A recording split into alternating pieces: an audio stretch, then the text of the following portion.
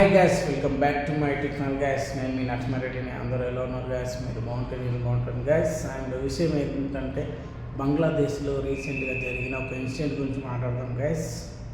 బంగ్లాదేశ్లో మన హిందూ ఒక పర్సన్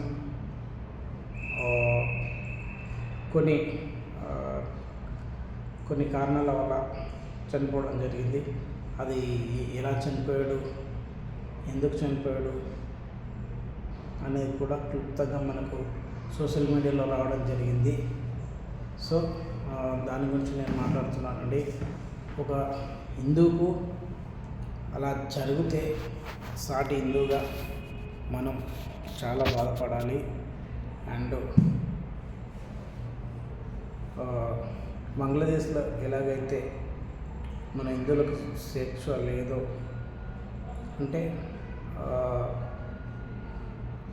అతి దారుణంగా చేయడం జరిగింది. అండ్ లాస్ట్కు చెట్టుకు చేయడం జరిగింది, ప్లస్ చేయడం జరిగింది. సో అది చాలా తప్పు. అండ్ దాన్ని మనం ఖచ్చితంగా కఠినించాలి. ప్లస్ ఇప్పుడున్న సమాజంలో మన హిందువులము అందరము మేలుకొని అందరూ ఒకటవ్వాలి. అండ్ మనమంతా ఒకటైతే మనల్ని ఎవరేం చేయలేరు. ఇది దృష్టిలో పెట్టుకోండి దయచేసి. హిందువులారా ఇకనైనా మేలుకోండి. చూస్తున్నారు కదా, సో దాన్ని బట్టి ప్లీజ్ అవేర్నెస్ తేండి. అండ్ హిందువులు అందరూ ఒకటవ్వాలి. ఇప్పుడు బంగ్లాదేశ్లో జరిగింది, రేపన్నాడు మన ఇండియాలో కూడా జరగవచ్చు, లేదా మన ఇంట్లో జరగవచ్చు.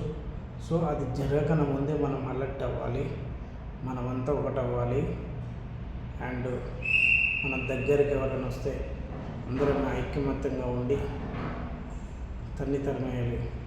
ఓకేనా గైస్? అర్థమవుతుంది కదా? ఇది మీ అందరికీ వర్తిస్తుంది. జై హింద్, జై భారత్, వందే మాతరం.